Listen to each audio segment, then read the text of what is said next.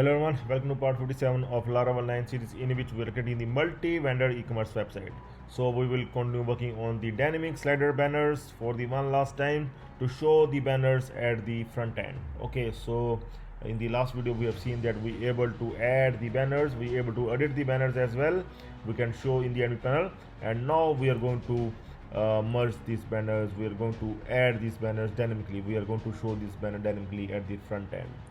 Okay, so let's do that. First thing is we are going to modify the index function that is for the home page. Okay, so we are going to close first of all the earlier files. I'm going to open the index controller here, and in the index controller there is the index function. You can see we are going to we are going to fetch all the banners here and we return to the index.blade file. Okay, so we are going to get all the banners from the banner model, and where status we are going to find like status must be 1 only. We are not going to show the disabled banner. Okay, so we are going to get all, and we are going to convert all to the array. Okay, so to array we are going to use to convert the banners to the array. Okay, so we can use the to array with get, but don't use it with the first. Okay, so now these banners we are going to use here with compact banners like this. Okay, so this is done. Now we will also include the model, otherwise it will show the issue here. Okay, use app models. We know that after Laravel 6 we get all the models in the models folder, but in earlier the models folder was never there. It is the banner, not the brand. Okay, so admin models banner. Okay, so now we are going to open the index.blade file. First make sure that there is no issue for the code that we have done. It's fine.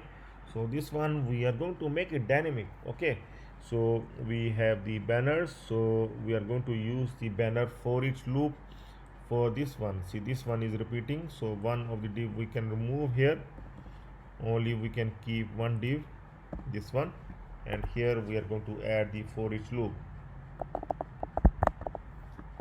We are getting the $banners array as $banner, and this we are going to end here.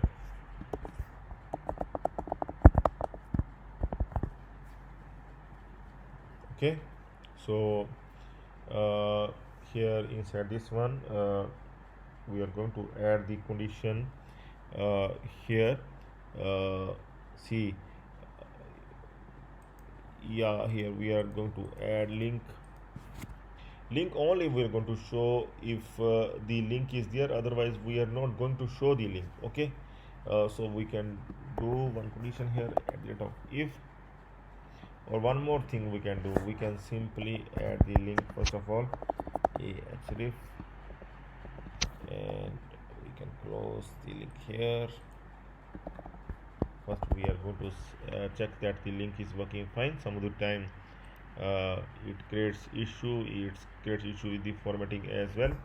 We can use here javascript void. Okay, or we can simply, there is one more way, we can simply use it like this. Okay, so now we are going to refresh it, see link. Okay, fine. So we are going to add here one condition. If the link is not empty, okay, if the banner link is there like this one, then we are going to add its link, else we are going to see user can't able to click it. Okay, so here we will define its link with URL, and link is this one.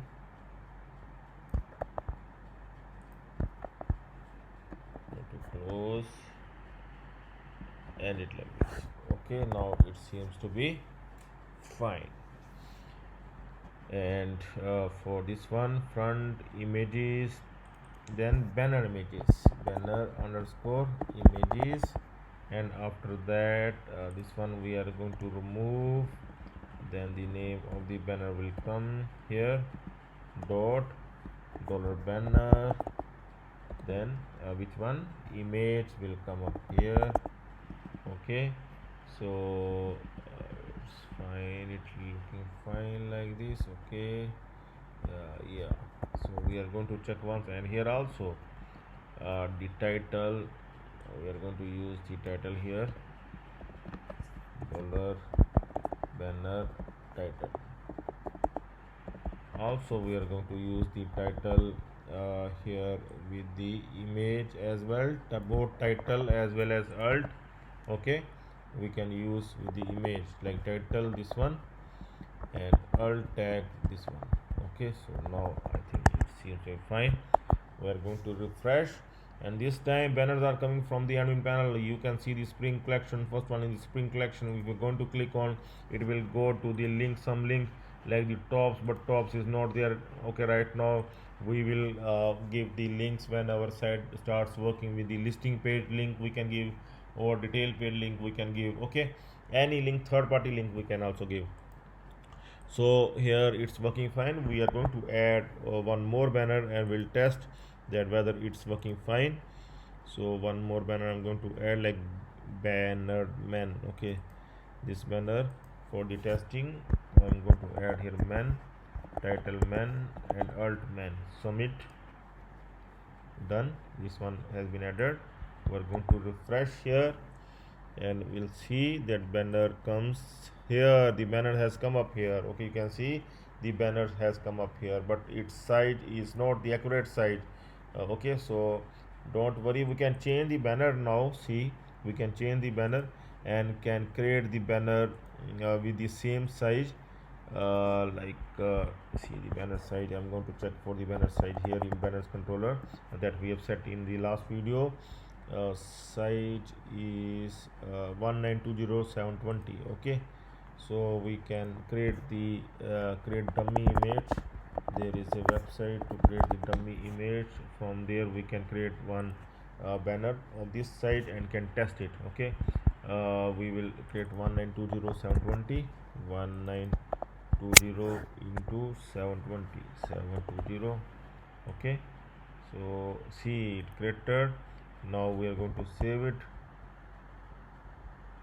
Save banner 3. We can make it banner 3 here, and now I think it's saved. Where it gets saved? Banner 3. Save it in the downloads folder. Downloads. Okay, so now we are going to add. We are going to replace the banner, this one, with this one. Okay, submit. Now we are going to check whether it seems to be fine here or not. Here we can see spring collection, tops, and this one. Now it seems to be fine, perfect. 1920 into 720. Okay, so in this way we can add, update the banners. Okay, we can even update the first banner with any other banner that we want. Like this banner we can do once again, and see it will replace it with the this banner. Okay, so like this we can able to update the banner. One more thing we are going to do, once again I'm going to update it back to the multi-vendor template images.